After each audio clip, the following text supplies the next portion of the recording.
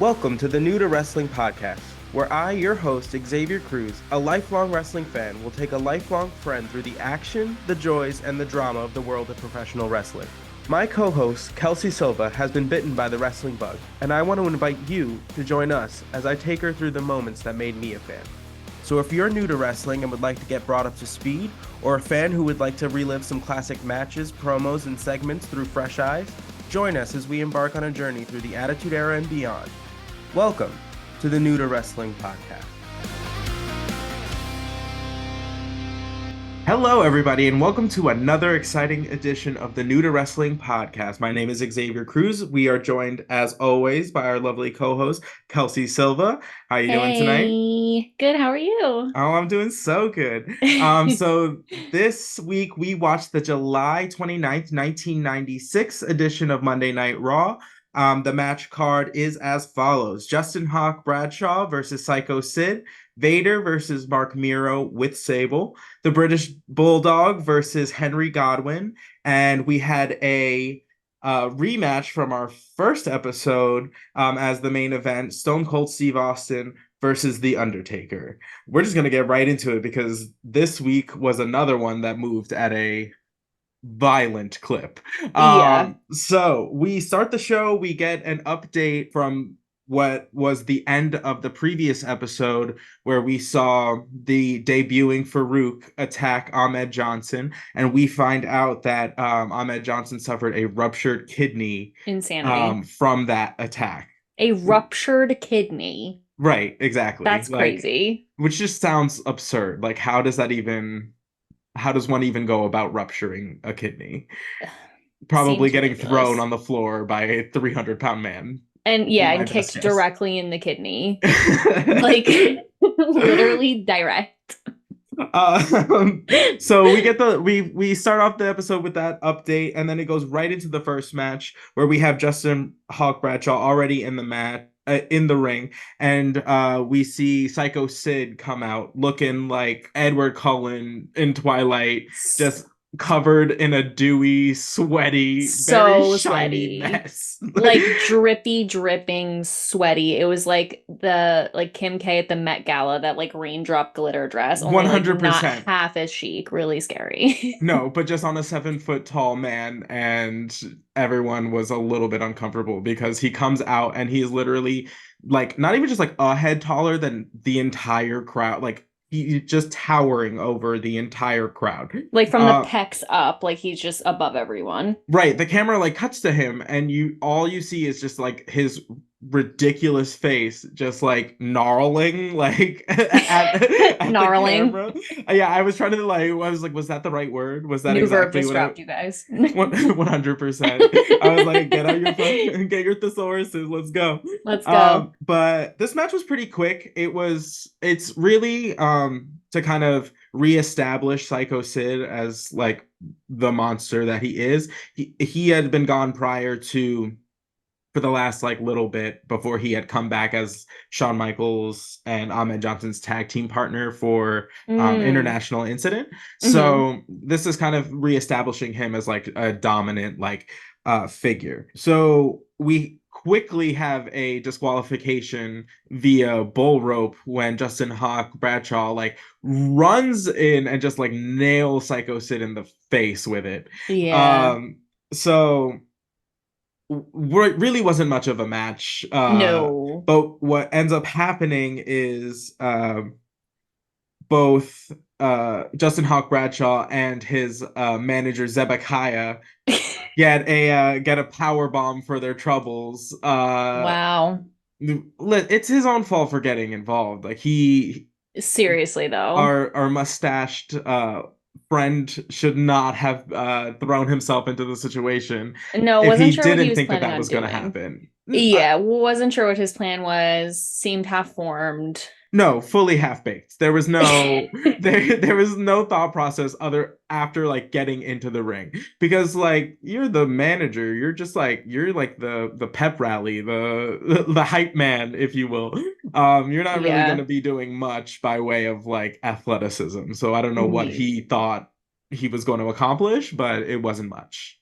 Yeah, and I was saying I'm also so confused. I guess like Xavier saying he's just like the cowboy is his brand because I was like, what is his brand? Because his name is the Hawk, but he is like Zebekai is his manager, who's very much prospector mining for gold, and then he has a bull rope. I'm like, are you a cattle rancher? Are you a prospector? Is this like Manifest Destiny? I'm very confused. But you're also named the Hawk, so like, what's it's a little Where does that confusing. connect? Where I'm do you not begin? sure. Where does it end? I'm very It confused. this is iteration one of Bradshaw, so we are gonna Right. get he's gonna go through many a phase change. So you're just gonna have to wait until something more solid solidifies because All currently right. we are just along for the ride. There's really not much more explanation other than he's a cowboy. All Period. right. Go get him, Tiger. You're doing great. Exactly. So right after this match, we roll into a promo from Sunny, who is introducing Farouk to the audience for the first time. And we find out that Farouk is going to challenge Ahmed Johnson at SummerSlam for the Intercontinental Championship. And we hear Farouk speak for the first time. And he really went in on Ahmed Johnson. He was first of all like throwing around like you're gonna respect Sunny from now on, you're gonna like add Mrs. like whenever you Mm-mm. reference her. He then went on to kind of go into like you're talking about like brother this brother that. He's like, I'm not your brother, I'm not your friend. Ugh. Like he is coming for business. He leaves the promo letting everybody know that he's going to leave 15 pounds heavier in golds, meaning he's going to remove the Intercontinental Championship from Ahmed Johnson. Okay, I missed that. That went right over my head. I was like, I don't understand. He's gonna put on weight. Like I was Right, confused by right, that. right. Okay. No, That no, makes yeah, way more sense. he's gonna take his title and show him who's who, really. Great. Okay. I thought he was Really? taking a stab at his like weight, and I was like, oh, okay. We do need to go there. Or You it's guys like are probably a little petty, but yeah, okay. like I didn't need that, but okay. Oh my God, wait, so much better. Okay, great. Thanks for explaining. You're 100 literally what I am here for. After that promo, we roll right into Vader versus Mark Miro with Sable. And this is another match where we are establishing Vader as like he is the number one contender for the WWF Championship at this time. So Hmm. we as the audience need to believe that he is one capable of posing a threat to Shawn Michaels. And two, this is the first time we're seeing Vader kind of solo as far as like this podcast goes. So this is the first time we're seeing him kind of stand alone as not part of the Three Stooges, as I have affectionately Hmm. dubbed them. Yeah, Uh, well. so we had Jim Cornette on commentary during this match, which of course is just one breath and an aneurysm. So like, Oh my uh, God. It's he so true. I'm so concerned for his health. who went in on Sable for no reason. No He reason. just stopped short of calling her A a bitch. whore. Yeah. Yeah, Like he was so close to just being like, anyway. I believe the exact quotes were no good dog, and then Ugh. he referred to her as Lassie. Timmy and Lassie, I literally put in my notes, not Timmy and Lassie, wretched. Wretched, so horrible. Like, why do you have Wretched. such disdain for this woman?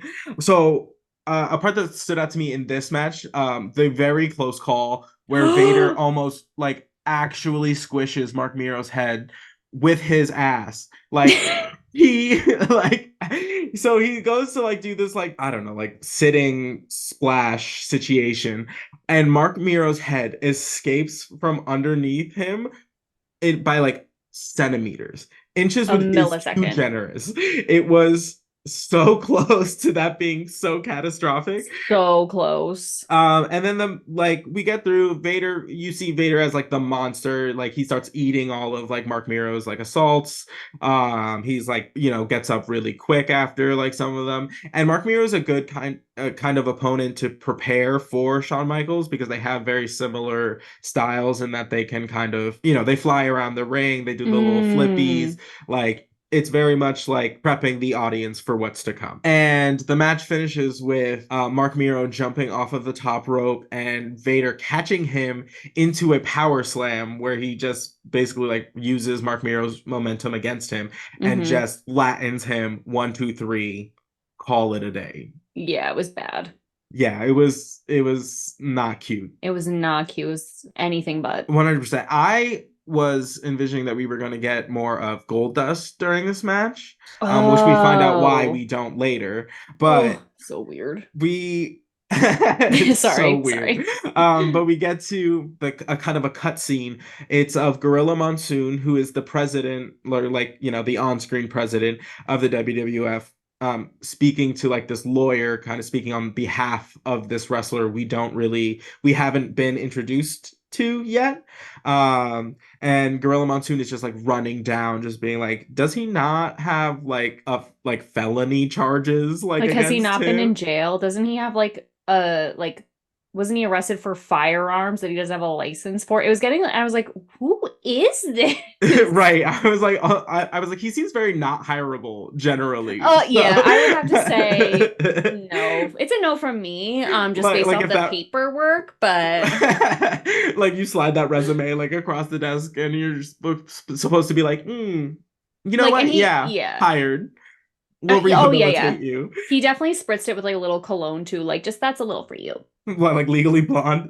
Yeah, 100%, 100%. You So got it. With a felony, you got to add a little something, a little I mean, pizzazz. other you got to have people look the other way for something. Something, my God. So while that's kind of like happening, I guess, backstage, we have this moment between Jim Cornette and Jose Lothario, who is Shawn Michaels' like trainer, where they just get into some sauce themselves.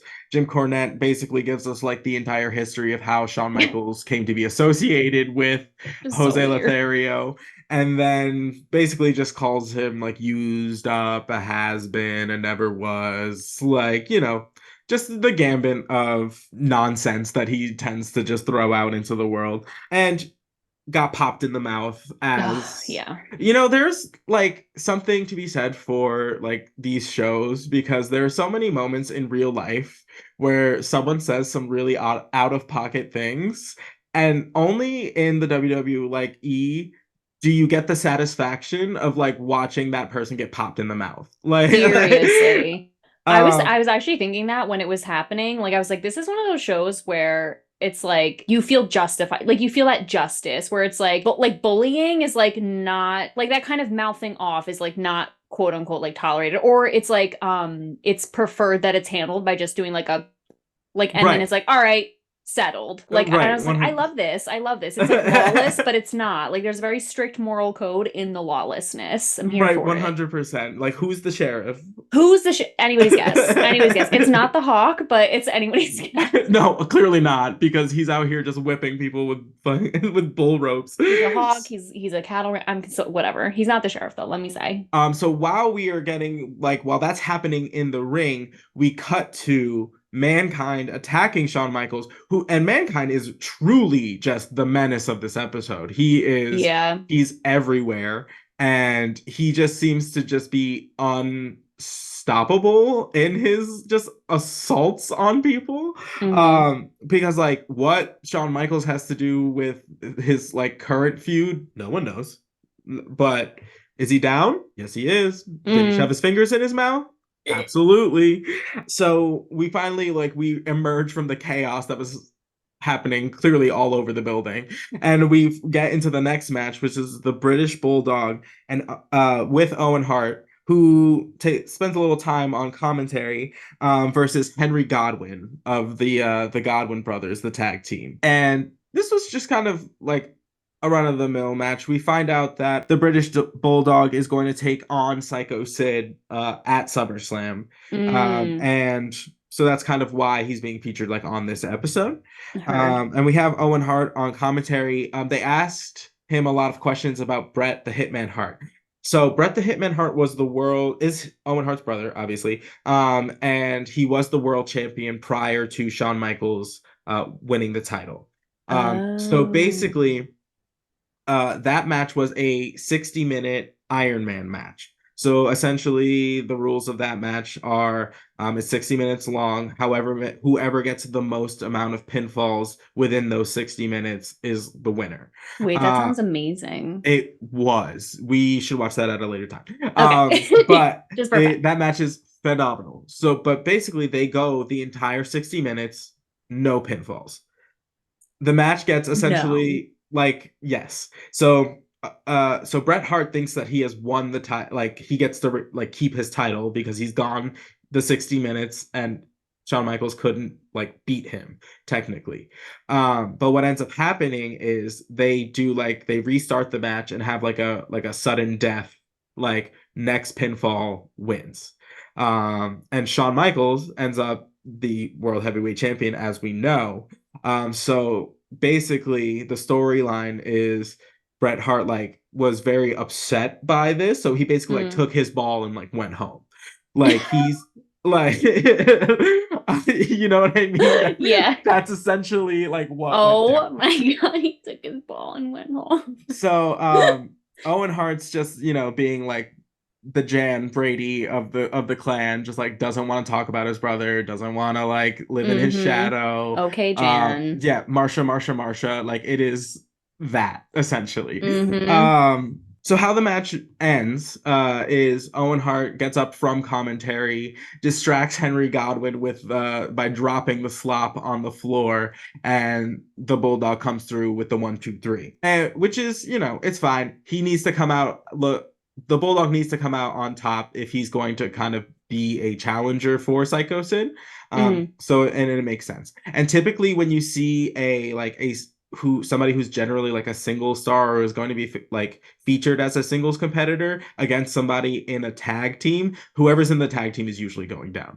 Like Mm. because realistically it really doesn't do anything to them if they lose. Like it doesn't affect them because their main thing is being a tag team wrestler. So like that's where Mm. their focus is, and that's how they're going to be like judged by kind of like the audience. Oh, I mean, that You makes know what I mean? sense. So like if Yeah. you had somebody who is like a competitor who's like week over week like losing, the audience doesn't believe in them. The audience loses interest in them because Right. there's nothing to like root for because you know that they're like gonna lose. Mm-hmm. But when you add like a tag team member in it, uh it kind of allows them to lose kind of safely so that they both come out like Mm. looking all right. Um Oh, okay. yeah. And then we conclude this match going right into a promo from Mankind, and that was Disturbing, yes, disturbing is to the say the correct adjective. least. Yes. We get a lot of so basically Goldust is like clearly just like beaten and like sitting on top of like a metal grate or something, So and weird. Mankind is like clutching his wig and like It was the wig. rocking I really like couldn't. and he kept calling it mommy, and like and then like he's like Lord knows what he's actually talking about because it's just like who's mommy, who are you referring to, but he just starts slamming his head into this like the wall like repeatedly in the middle of this like promo, and you're like does anybody want to do anything about this man? Like this man's gonna like destroy himself before he gets there. Seriously. And then he goes up to the like the boiler room where he's just kind of like sitting like in just a dark room just rocking, which is wild. Salat to take in. I do. What is this? Is the first time you've heard him like speak, correct? It's mostly just the shrieking. So Yeah. it hasn't been much verbiage really. I literally put Mankind petting Goldust's wig and calling it mommy XL disturbing. But like XL disturbing.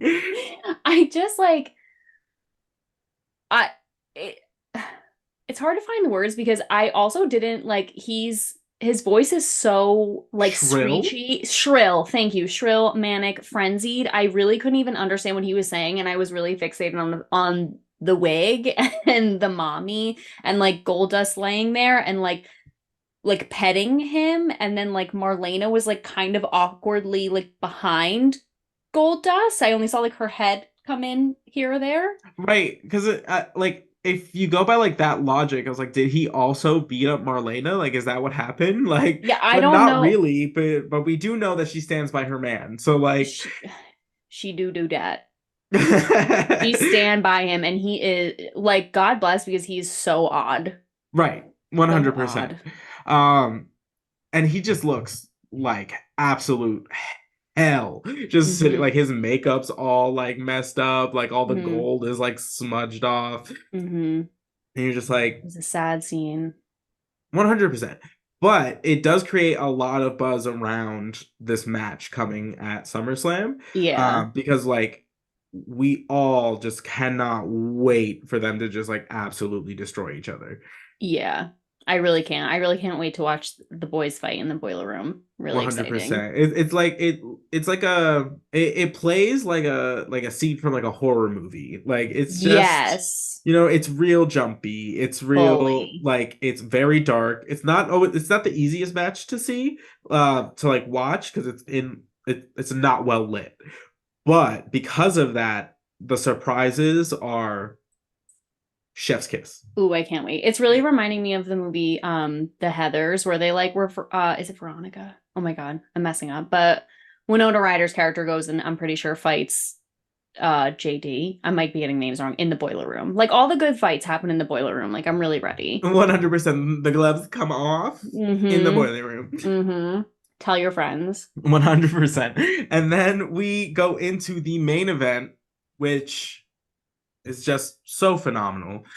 We have Stone Cold Steve Austin versus The Undertaker, which was they are just like on another level to everybody else that is So good. currently. And like that is the point. Like we are really trying to establish Steve Austin as a main event like player.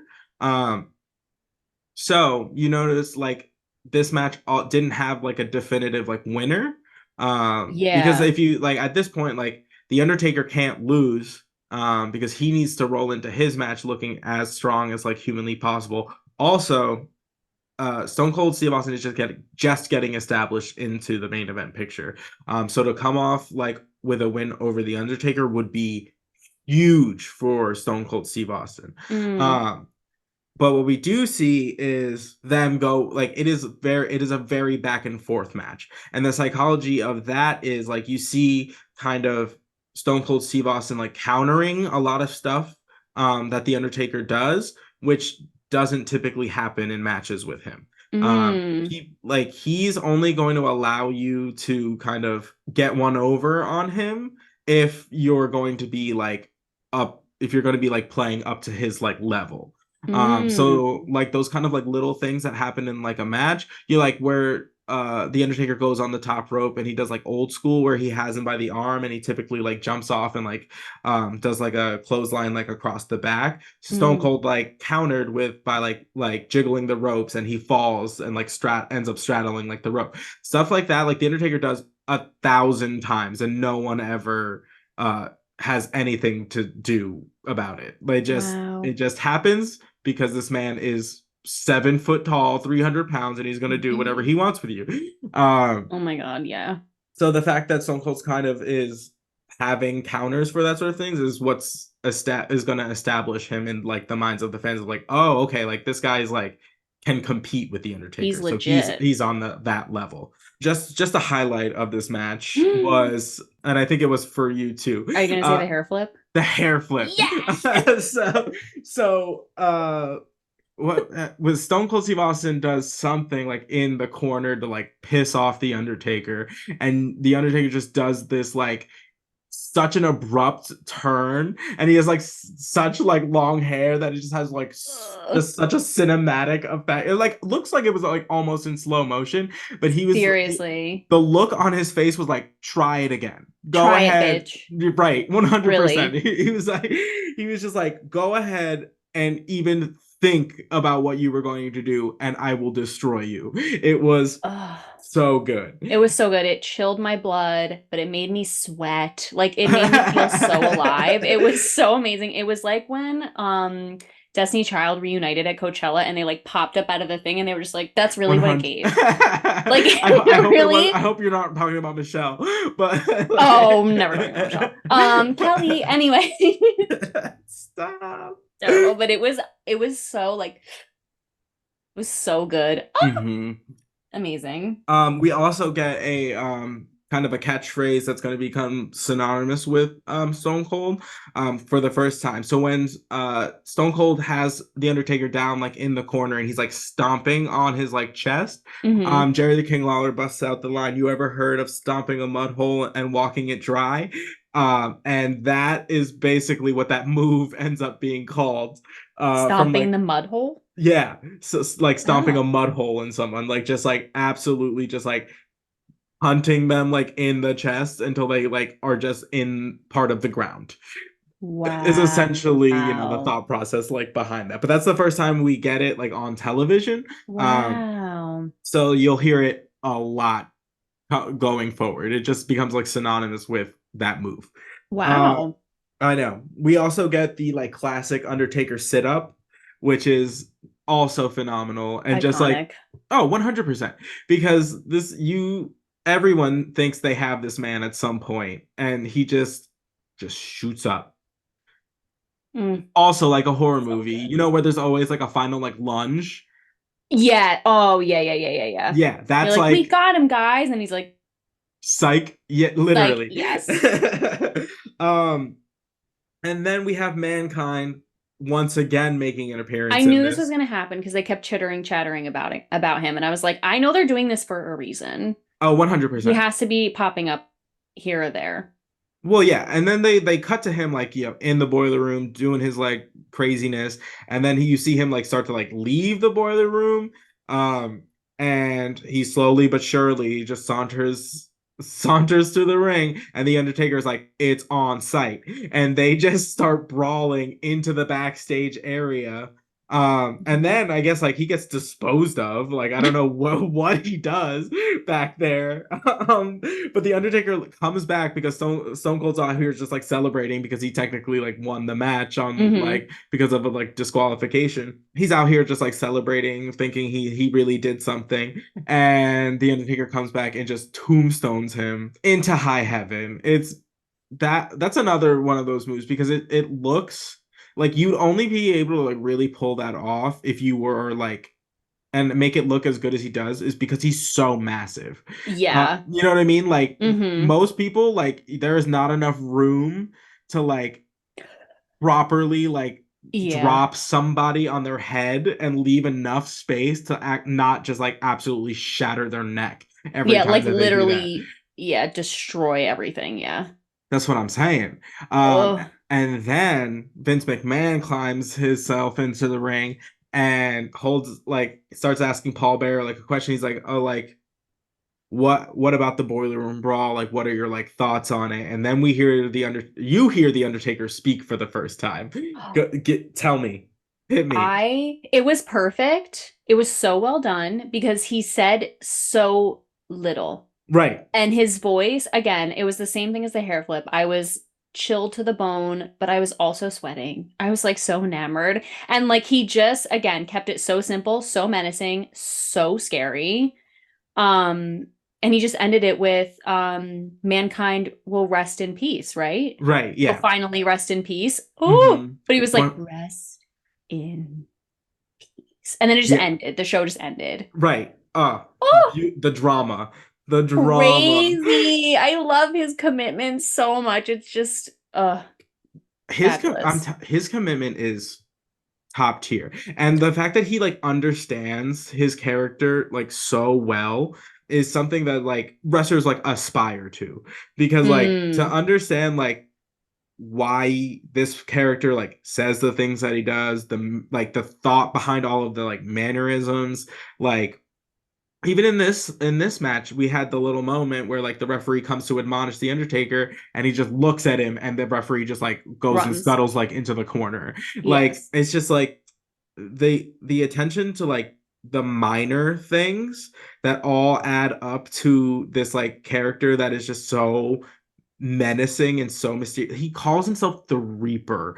Like, and Mm, you believe it. You're like, mm. oh, you absolutely out here just collecting souls. Like you Oh, collect mine, 100%. please. Please pick mine up on your way. Take it.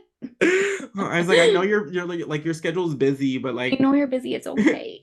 100%, just like on the side of the road with your thumb up, and just like You swear, just like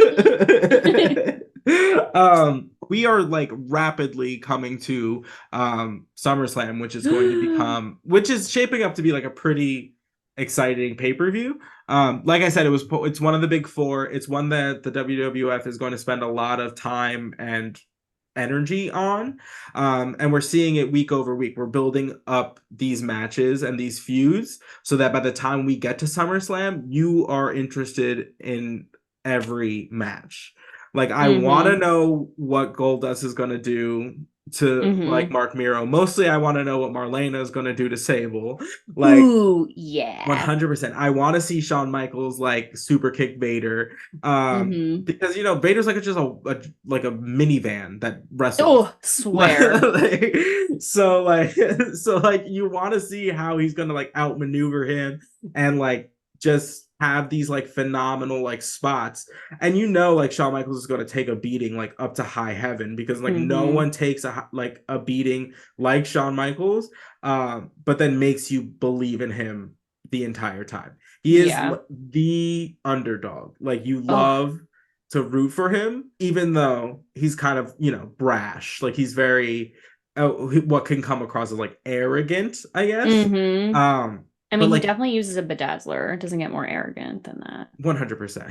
He comes to the ring in assless chaps. Like, Yeah. and then says, "Fight me." You know what I mean? Like, One earring, one dangly earring, and then right. takes it out to fight. And literally, like, you don't come up with that. You don't come off with that much like pomp and circumstance, and like which could like grate people like the wrong way without being able to back it up. You know what I mean? Like, the Yes. only people that like really do that are like it's like Shawn Michaels, Ric Flair, who comes out with like bedazzled like robes that cost like $50,000. Like, Can't they're wait. absurd. I cannot wait to see Like, that. yeah, so like you don't come out with that much pomp and circumstance unless you are like legit in the ring. And he's and so and legit. and like and those two are like widely considered like two of the best in-ring performers. Like, from Mm, bell to bell, like there's very few people who are better. mm. We are rapidly approaching SummerSlam. We have a couple more weeks left. We are going to see a couple new people, as has being like alluded to throughout the episode. So like we saw like a little clip from Mark Henry, the world's strongest man, who is legitimately the world's strongest man, has won Crazy. like competitions all over the world, like like pulling trucks and like yeah, Oh just my like God. deadlifting like Buicks, like he's like absolutely absurd. And then we have Wow. like this mystery felon who's apparently coming to like join Mystery us. felon. Put that on Who's my tomb. we have our space gladiator Farouk, who has yet to actually like do anything in the ring yet, Other than rupture Ahmed Johnson's kidney. other than just That was outside the ring. Doesn't count. doesn't count. um so we're starting to see like them kind of getting the puzzle pieces together for what's going to kind of like become like the snowball effect that is going to become like the Attitude Era, and what we're getting the foundations, which is why I wanted to start this far back, is because I wanted you to kind of have an understanding of who these characters are, and kind of how they change and like tweak to become more towards this like adult oriented like content that's coming. I love it. I know, it's very exciting. That's it for this week. You're gonna join us next week, of course. You better. You better. Swear. I mean, come on now. We'll see uh, you there. all right, guys. This has been the New to Wrestling podcast. We will catch you next week. Have a great week, everybody. Bye.